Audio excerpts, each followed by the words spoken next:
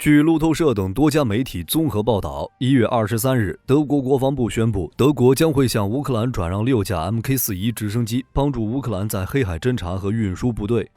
对此，一些观点认为，德国援助的 Mk4-1又老又旧，不会给乌克兰带来什么好处。也有观点认为 ，Mk4-1老当益壮，完全可以在乌克兰发挥余热。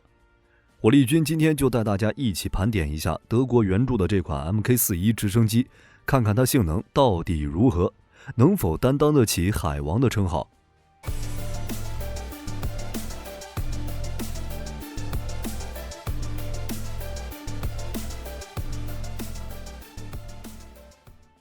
Mk4-1绰号海王，它并非来自德国，而是由英国韦斯特兰公司研制，简称 WS61。不仅如此，它和另外一款海王希克斯基 SH3 也有密切关联。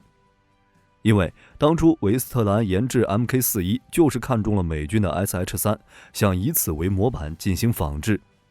毕竟和许多北约国家一样，英国需要面对日渐强大的苏联潜艇威胁。美国的 SH3 推出后，凭借整合搜潜、攻潜能力以及强大的动力和通用性，成为了美军遏制苏联潜艇的有力武器。这些表现，英国人都看在眼里。而根据韦斯特兰此前与希克斯基达成的协议，韦斯特兰有权生产 SH3 在内的大批希克斯基产品。于是以 SH3 为蓝本，韦斯特兰公司从1969年开始为英国海军研制一款新型反潜直升机，英版海王就此诞生。韦斯特兰生产的海王于1969年5月推出了第一个版本，也就是海王 HAS-1。这款直升机空重约 6.37 吨，最大起飞重量约 9.7 吨，采用2台劳斯莱斯研发的诸如1400涡轮轴发动机提供动力，其旋翼采用了5叶大直径主旋翼加6叶侧旋翼的布局，爬升率可达每分钟615米，可以跑出每小时207公里的巡航速度，相当于112节。它的续航里程也达到了1160公里以上，比希克斯基的 SH3 续航更长。而且由于具备自动飞控系统，海王的飞行稳定性也比英军以往的直升机更有保障。韦斯特兰尽管借鉴了许多 SH3 的设计经验，但并没有全盘照搬希克斯基的想法，而是融入了更多独有的设计，试图最大限度地发挥它的通用性，让它成为一个能执行多样化任务的空中平台。毕竟美军的 SH3 主要服务于航母编队，而英国海军的任务类型更加多样化，因此英国的海王干的杂活更多，也由此衍生出了各种不同的改装型号。按照这些衍生机型的功能，可以将其主要分为 HAS 型、AEW 型、HAR 型、HC4 型4大种类。这里面 HAS 型是海王的基础款，强调反潜能力。这些型号的海王会携带包括声纳浮标、磁翼探测器和吊装声纳在内的多种搜潜设备，通过潜艇周边海水的红外特征以及传回的声纹信息进行分析，确定潜艇的踪迹。一旦发现潜艇，海王将会通过与水面舰艇、反潜机等反潜平台之间的数据链将水下信息共享。随后，海王既可以等待友军攻潜，也可以用自己携带的4颗鱼雷或4颗深水炸弹消灭潜艇，具备了和 SH3 一样的搜潜、攻潜一体化能力。要知道，在美英两国的海王诞生前，搜潜和攻潜工作需要由不同的飞机分别承担。AEW 型方海王加装了雷达，主要承担监视、预警任务。它们最早出现于马岛战争期间，英军为了应付阿根廷的空中袭击，不得不扩充海上预警力量，因此他们拆除了海王的反潜设备，加装了水面搜索雷达，用于防备低空突防的飞行器。马岛战争结束后，英国海军又至少增加了5架由海王改装的预警直升机。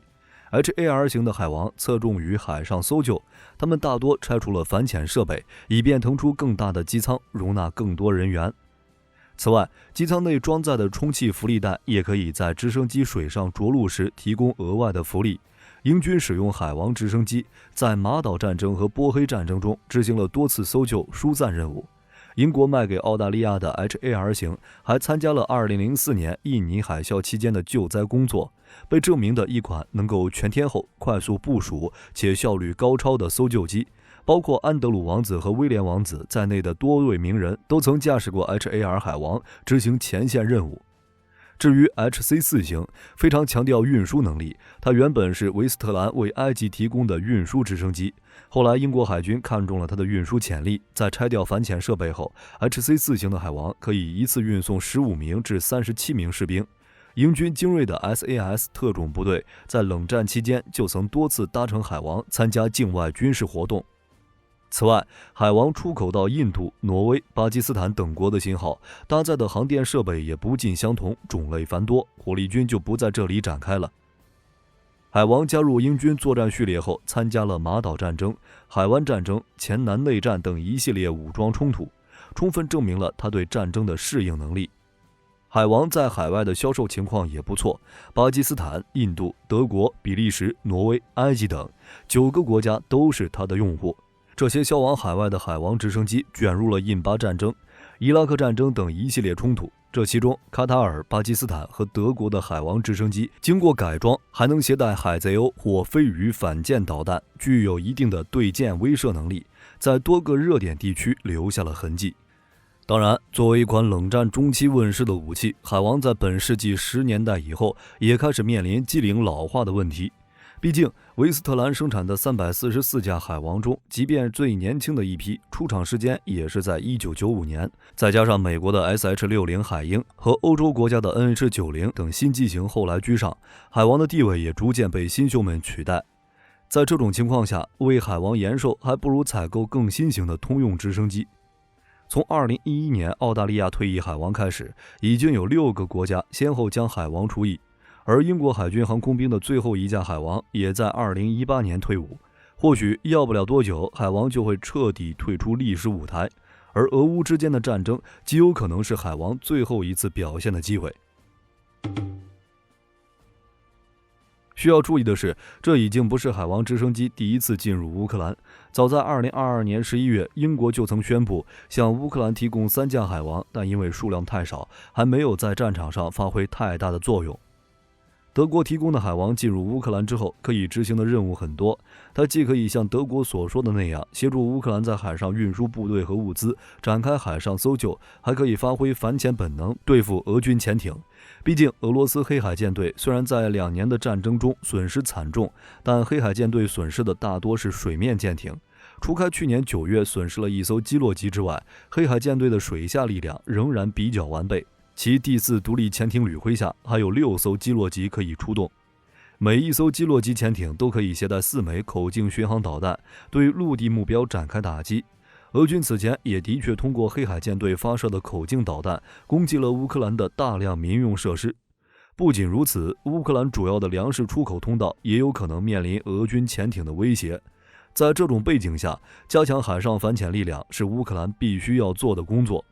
但乌克兰海军在交战初期就已经损失了主要的水面舰艇，没有能用于水面反潜的舰艇，可以出海的反潜直升机数量也不多，而6架海王的加入则可以大大缓解这种压力。乌军可以将英德2国提供的9架海王与海军的4架米1-4、4架卡27直升机搭配组合，在黑海局部地区撑起一道反潜网，让俄罗斯潜艇不敢威胁乌克兰南部的重要港口和粮食出口航线。